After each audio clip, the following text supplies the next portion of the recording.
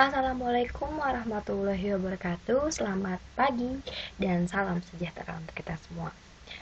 Untuk pertemuan hari ini, Ibu akan membahas materi surat elektronik atau email yang sebelumnya sudah Ibu jelaskan. Adapun tujuan pembelajaran kita hari ini, yang pertama, kalian mampu memahami pengertian surat elektronik atau email dengan baik dan benar. Dan yang kedua, kalian mampu memahami fungsi email dengan baik dan benar. Lalu kalian mampu membuat email dengan baik dan benar. Serta yang terakhir, kalian dapat mengoperasikan email dengan baik dan benar. Pembahasan kita hari ini yaitu etika penggunaan surat elektronik. Yang kedua, kelebihan dan kekurangan email. Yang ketiga, cara penanganan email. Langsung saja kita ke pembahasan pertama, yaitu etika penggunaan surat elektronik ataupun email. Nah, yang pertama, jangan mengirimkan surat elektronik dengan lampiran attachment yang terlalu besar atau lebih dari 512 KB. Kenapa? Karena jika kalian melebihi dari batas yang telah ditentukan, dokumen tersebut akan dijalankan ke Google Drive. Nah, nanti kalau seperti ini, nanti dokumennya akan diperpanjang lagi untuk mendownloadnya, seperti itu. Jadi, diusahakan jika ingin mengirim dokumen, jangan melebihi dari 512, seperti itu.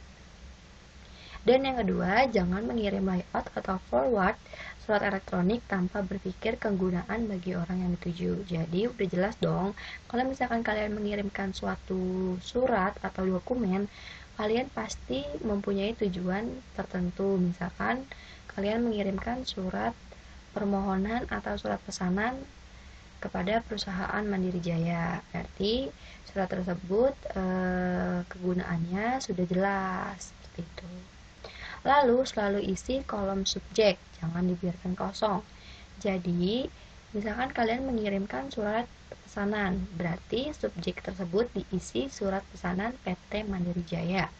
Kenapa? Hal ini untuk mempermudah si pembaca Gmail ini dengan baik, seperti itu. Selanjutnya, dalam mengutip tulisan orang, selalu usahakan mengutip seperlunya. Jangan mengcopy paste semuanya, itu sama saja dengan plagiarisme, seperti itu. Lalu jangan menggunakan huruf kapital, karena hal ini dapat menimbulkan kesan Anda berteriak atau nanti komunikasi yang kalian jalin itu tidak dapat pesannya, seperti itu. Dan yang terakhir, gunakan kata-kata dengan sopan dan santun. Adapun kelebihan dan kekurangan dari email. Kelebihan dari email yaitu lebih cepat pengirimannya, karena kalian jika mengirimkan suatu dokumen, kalian tidak perlu datang langsung ke perusahaan tersebut. Jadi kalian tinggal di rumah saja dengan modal internet, kalian bisa mengirimkan dokumen. Lalu, kerahasiaan mudah terjamin. Kenapa? Karena email ini kan bersifat pribadi atau individu. Jadi, kerahasiaannya mudah terjamin. Lalu, yang ketiga, waktu dan tempat mengirim dan membaca email ini fleksibel, dapat dilakukan kapan saja dan di mana saja. Seperti itu. Terus, yang selanjutnya, dapat menyimpan dengan baik setiap informasi. Jadi, jika kalian dokumennya terhapus, di email ini kalian bisa menyimpan dokumen atau bintangin dokumen tersebut. Jadi sewaktu-waktu jika kalian butuh, kalian bisa melihatnya lagi. Lalu yang terakhir, dapat mengirim surat ke beberapa alamat email dalam satu kali kirim. Misalkan kalian ingin mengirimkan email itu surat tersebut ke satu kelas. Nah, kalian bisa saja asalkan kalian mempunyai alamat email satu kelas tersebut. Nah, adapun kekurangan dari email. Yang pertama, kesalahan dalam penulisan alamat ini mengakibatkan email tidak sampai ke tujuan. Jadi, diusahakan alamat emailnya benar. Seperti itu. Yang kedua, email dapat hilang jika penyedia layanan internet terpaksa menghilang atau menolak sejumlah email. Yang ketiga, pada saat lalu lintas jaringan internet padat dapat mengakibatkan suatu email ini gagal kirim atau email tersebut tidak terkirim. Jadi misalkan kalau jaringan kalian tidak stabil atau misalkan ada gangguan, hal ini akan mengakibatkan dokumen kalian tidak terkirim. Seperti itu. Jadi usahakan harus mempunyai paket data atau jaringan internet yang cukup untuk mengirim email. Seperti itu. Yang keempat, komunikasi dapat terhambat jika terlambat membuka email, sehingga membutuhkan kedisiplinan dalam membuka email. Biasanya email ini ada notif masuk, ada pula yang tidak. Jadi usahakan jika memang urgent atau butuh banget, kalian cek email secara berkala, seperti itu. Dan yang terakhir, jika berada di tempat yang belum tersedia fasilitas tersebut, maka kita tidak dapat mengirim dan membuka email tersebut. Seperti itu. Nah, di sini ada cara penanganan email. Yang pertama, cara mengirim pesan lewat email. Di sini ada kepada itu kalian tujukan dokumen ini untuk siapa, misalkan untuk ibu. Nah, kalian tulis di sini alamat ibu, misalkan Mayang Puspita bla bla bla @gmail.com, seperti itu. Dan di sini subjeknya apa? Tadi kan sudah ibu jelaskan.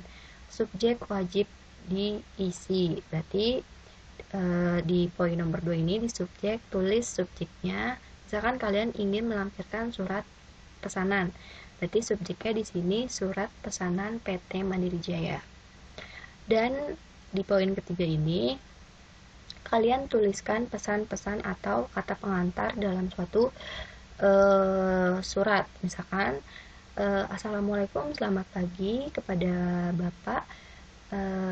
Kami dari perusahaan PT Mandiri Jaya ingin melampirkan beberapa dokumen, yaitu surat permohonan. Surat permohonan tersebut sudah saya lampirkan. Kurang lebihnya mohon maaf. Wabillahi taufiq wal hidayah. Wassalamualaikum warahmatullahi wabarakatuh. Di sini kalian tuliskan nih. Lalu di sini yang poin keempat, di sini ada kayak klip itu, logo klip. Nah, kalian klik, dan ini fungsinya untuk memasukkan dokumen yang akan kalian kirimkan. Kalian klik, lalu kalian pilih dokumennya, setelah itu kalian kirim. Dan di sini ada kotak masuk atau bagian dari kotak masuk email. Nah, ini misalkan kalian ingin membalas kotak masuk tersebut atau pesan masuk, dan di sini cara membalasnya tinggal kalian klik email yang akan kalian balas. Misalkan seperti ini, sudah diklik, lalu kalian tuliskan isi emailnya apa. Misalkan, terima kasih atas partisipasi Bapak dan Ibu, silahkan menunggu surat konfirmasi dari perusahaan kami, kurang lebihnya mohon maaf, seperti itu. Lalu kalian klik kirim, seperti itu. Nah, bagaimana cara mencetak email? Di sini ada 2 poin. Yang pertama, mencetak satu pesan dan mencetak email dengan balasan. Dan di sini yang pertama, mencetak satu pesan. Jika ada beberapa email dalam percakapan yang sama, kalian bisa mencetak satu email saja. Jadi yang pertama, kalian untuk mencetak email ini harus di PC, komputer ataupun laptop.